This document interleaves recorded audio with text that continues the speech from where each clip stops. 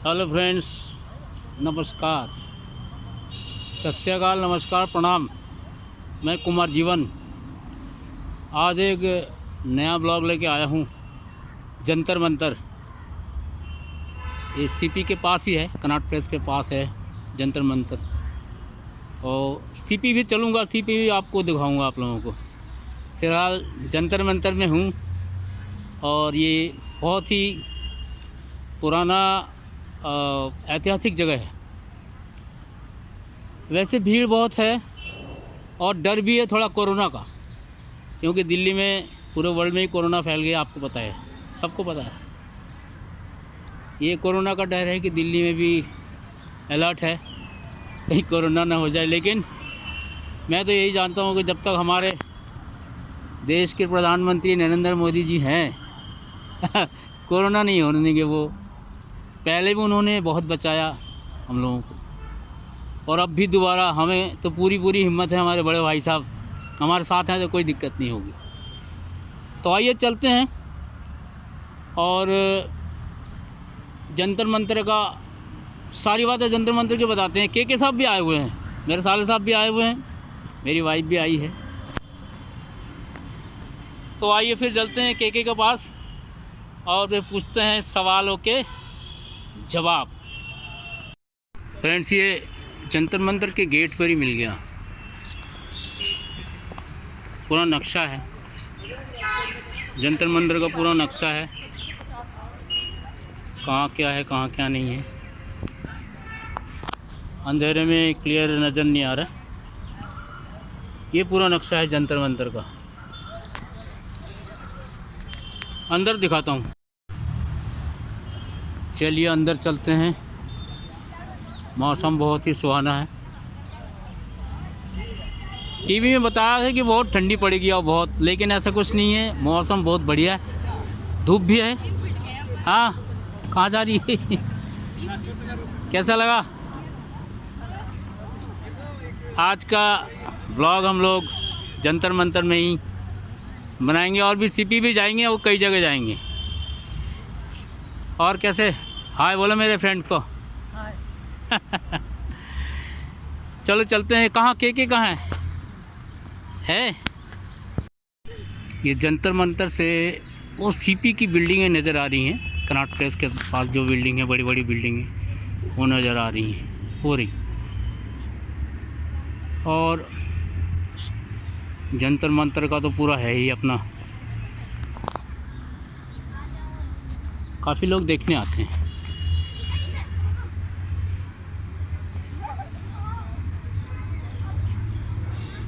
अब इन बिल्डिंगों के बारे में बताऊंगा, के साहब बताएंगे कि है क्या कहानी।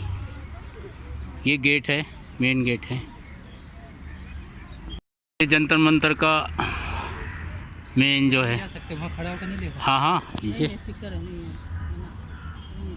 ये जंतर मंतर का मेन है, जिस पे लोग चढ़ते थे। लोग चढ़ते थे पहले इसके ऊपर, अब तो बंद हो गया है, लेकिन पहले लोग चढ़ते थे। देख रहे हैं? हाँ जी, के साहब क्या देख रहे हैं? आ रहा है समझ में कुछ? तो मोहम्मद शाह, अच्छा जी, उनका ये मानना था कि जो प्राचीन इस्लामिक चीज़ है उसकी गणना चाहते थे, ताकि वो समाज के लोग और जनता जो है सटीक कैलेंडर का बारे में जान सके, भविष्यवाणी जान सके कि ग्रहों का स्थिति क्या है और उसके समय क्या है। तो इसके बारे में जानना चाहते थे, इसी कारण से उन्होंने ये कार्य। हेलो फ्रेंड्स, ये मेरी मिसेस कैसा लगा भाई घूमने में? मज़ा आ गया घूमने में।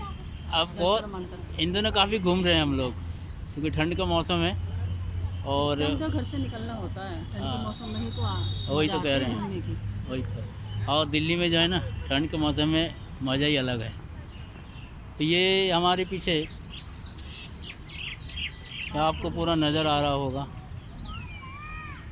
है ना? पूरा नज़र आ रहा होगा आपको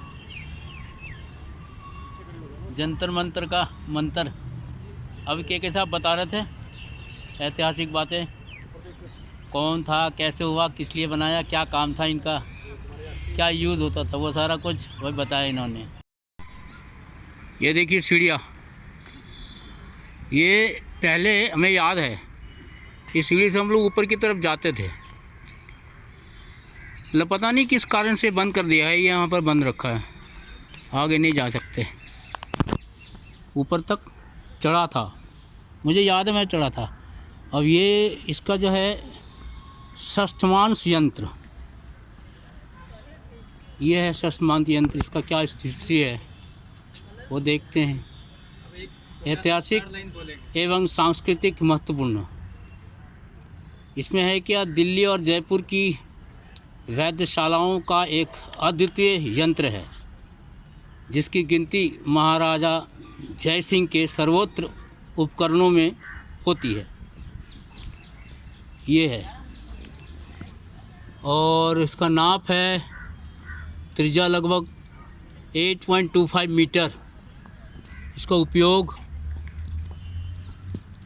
इस उपकरण का उपयोग सूर्य के झुकाव, दूरी और व्यास मापने के लिए किया जाता था। सारा डिटेल है इसमें।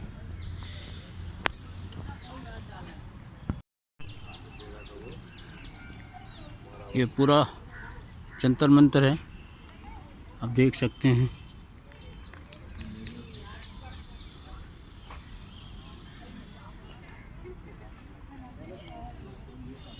पूरा प्रांगण है जंतर मंतर का। और वैसे भी आप, धूप बहुत कम है आज, बहुत कम। ये नीचे पता नहीं ऐसे बना हुआ है बिल्कुल। हाँ चलिए देखो, बोलिए। हाँ क्या हुआ, कुछ बोलना चाह रहा है, देखिए। तुम भी बोलो, क्या बोलना चाह रही हो? मैं यही बोलना चाह रही हूँ, जंतर मंतर आ रही हूँ। अच्छा, और यहाँ का ब्लॉग बना रही हूँ, और सब्सक्राइब करिएगा जरूर, लाइक करिएगा। अच्छा ये कहानी है।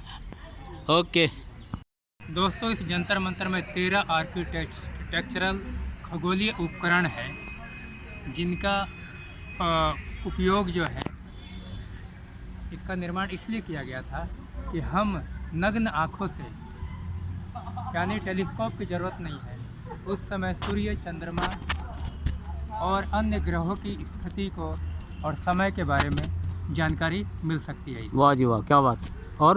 और इसके अंदर और भी 4 उपकरण हैं। सम्राट यंत्र, जयप्रकाश, राम यंत्र और मिस्र यंत्र। और इन चारों यंत्रों के अलग अलग कार्य हैं जिसके बारे में मैं अभी बताऊंगा। इनके हाइट वगैरह के बारे में भी बताएंगे, क्या ऊंचाई है। ओके अभी चलते आगे। ओके।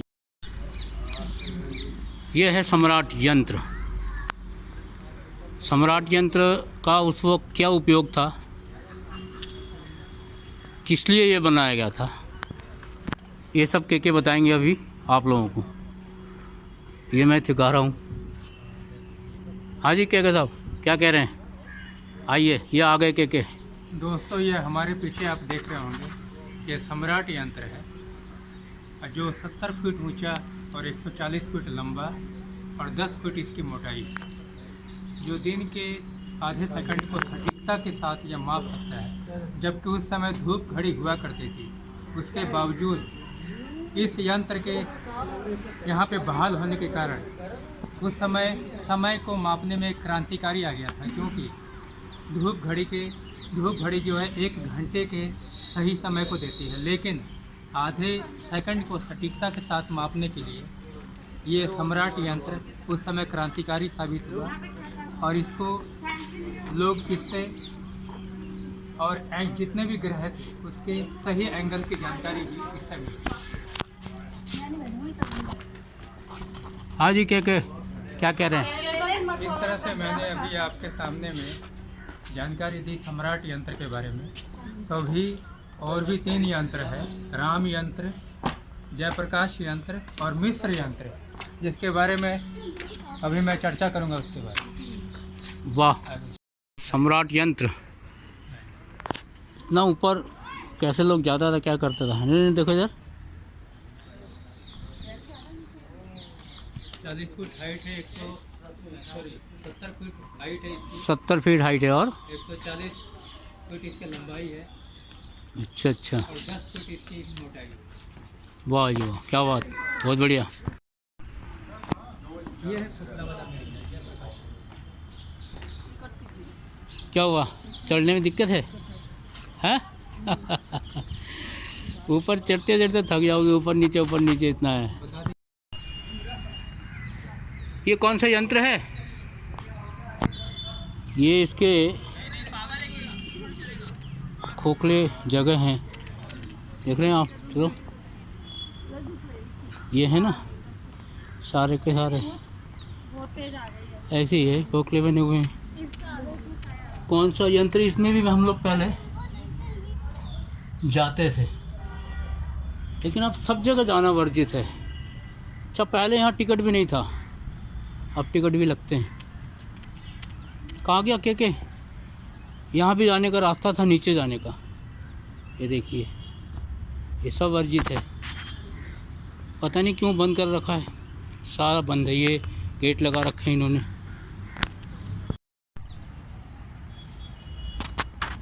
क्या हुआ, थक गई? यहाँ तो कुछ है ही नहीं, अंदर चाय पानी कुछ नहीं। बाहर चल के पिएंगे हम लोग चाय, हाँ बाहर चल के पिएंगे। हाँ, बाहर चल के पिएंगे, पहले बाहर चल के पिएंगे चाय।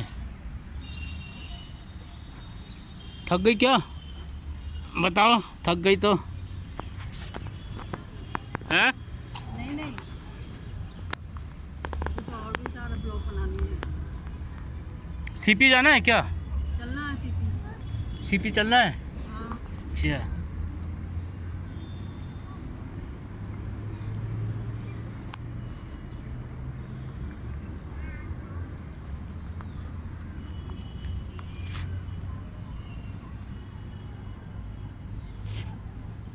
ये सामने जो है ना, पार्क होटल है, 7 स्टार है, 7 स्टार नहीं है, 5 स्टार है। ये मैं ध्यान से, मुझे ध्यान है, इसके अपोजिट में इलाहाबाद बैंक का हेड ऑफिस है, और ये एक मीनार है।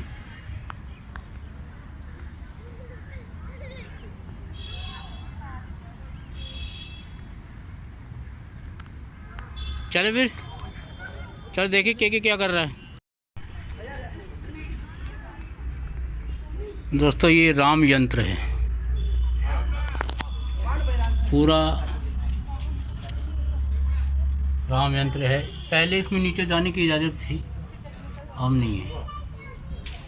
और राम यंत्र के बारे में बताता हूँ अभी।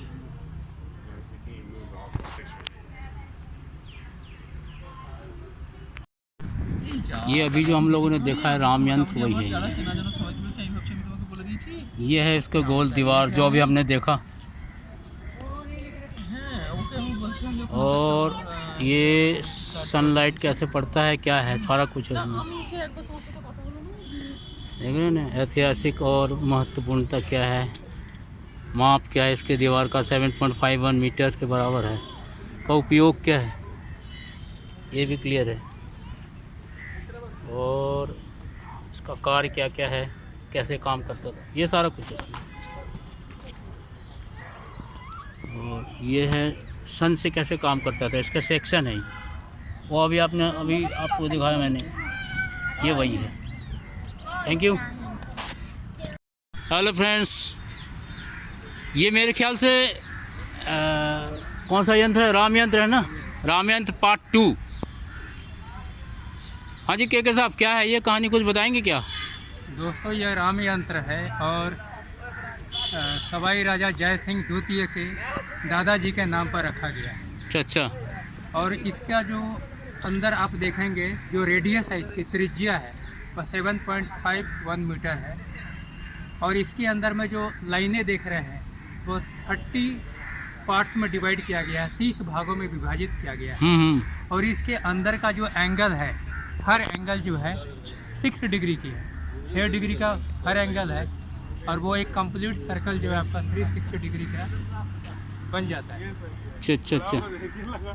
और हाँ। और इस तरीके से इसका जो काम था, वो एक एल्टीट्यूड और समानांतर हॉरिजॉन्टल हम्म। लाइन को रेखांकित करने के लिए किया गया था।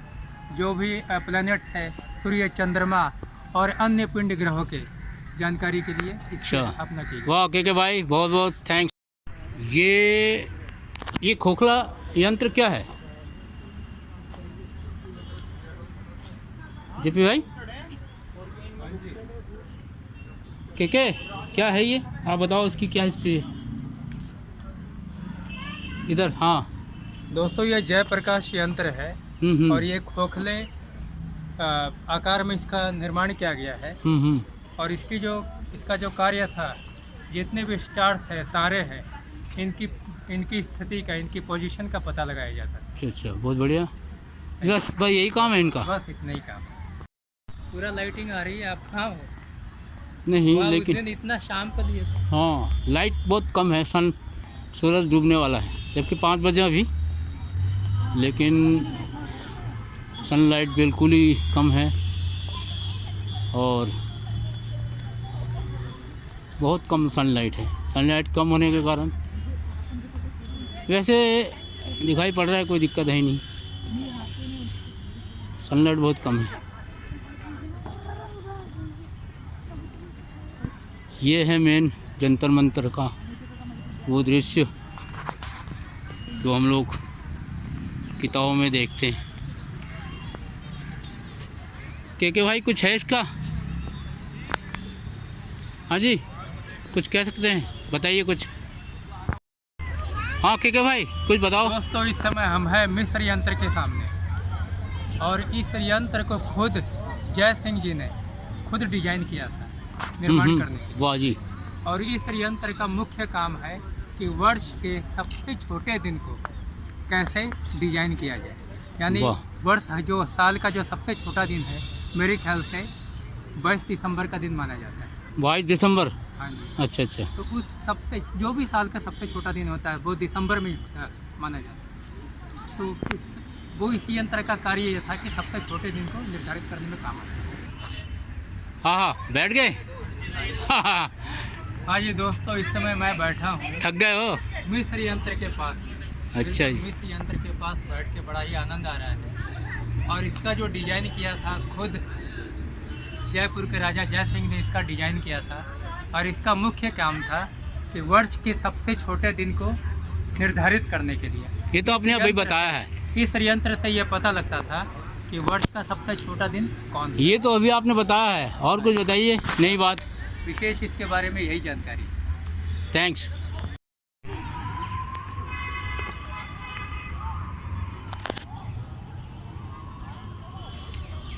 दूर से बड़ा सुंदर लगता है ये सब।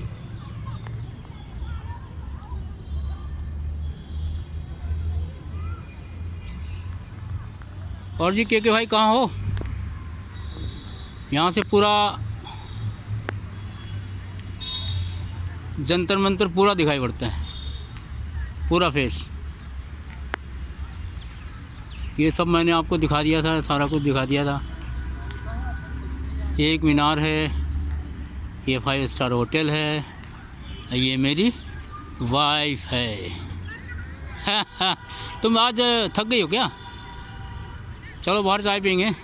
हाँ भाई, अरे के भाई बताओ कुछ यार, अब करो क्लियर, अब चलते हैं सीपी। हाँ जी दोस्तों, सीपी चलेंगे इसके बाद। हाँ बोलो। मैं ये जानकारी दे रहा हूँ कि ये जो जंतर मंतर है, इसका जो निर्माण है ईंट और मलबे से किया गया है और इसके ऊपर चूने का प्लास्टर किया गया है। चूने का प्लास्टर किया गया है। अच्छा, ईंट अच्छा। और मलबे से बना हुआ है ये। और इसका जो भी विज्ञान है वो मिस्र के टॉलमिक खगोलीय विज्ञान से संबंधित है, क्योंकि वहीं की इस परंपरा को लाया गया है और इसका निर्माण किया गया है। और ईंट, मलबे और चूना पत्थर से प्लास्टर होने के बाद तब जाकर के यहाँ पे सारे यंत्रों को ला करके बहाल किया गया और समय समय पर इसमें कोई बदलाव नहीं किया गया, जैसा था वैसा रहा। ठीक। ये जंतर मंतर का गेट है और बस स्टैंड भी है यहाँ पे। ये दिल्ली DTC की बसें हैं और सामने ये पार्लियामेंट स्ट्रीट और इधर जो मैंने बताया था पार्क होटल, पूरा पार्क होटल, और ये रहा इलाहाबाद बैंक का हेड ऑफिस भारत का, और ये रहा जंतर मंतर का गेट जहाँ से लोग अंदर जाते हैं। सब आ गए, अब चलते हैं यहाँ से। के कहाँ रह गया? हाँ भाई के आ जाओ, चलते हैं, अब शाम होने वाली है। Okay bye. हाँ जी फ्रेंड्स, बहुत थक गया हूँ, और वही चाय वाली बात है, कुमार जीवन चाय पीऊँगा अब। और एकदम धूप बिल्कुल ही नहीं है, ये मान कर चलिए आप। वैसे तो मौसम अच्छा है, लेकिन धूप बिल्कुल नहीं है, ठंड भी है। तो आज लास्ट है, आज का ब्लॉग यहीं ख़त्म करते हैं, जंतर मंतर का। क्यों? जंतर मंतर का ब्लॉग यहीं ख़त्म करते हैं। जंतर मंतर ये सीपी में है, कनाट प्लेस के पास ही है बिल्कुल, पार्लियामेंट स्ट्रीट के साथ ही है। अच्छा, पार्लियामेंट स्ट्रीट के साथ। तो ये आज का ब्लॉग यहीं ख़त्म करते हैं, फिर अगले ब्लॉग में मिलते हैं। अगले ब्लॉग में मिलते हैं। तब तक नमस्कार, सत श्री अकाल, प्रणाम दोस्तों, बाय। मेरा वाला बाय ले लो।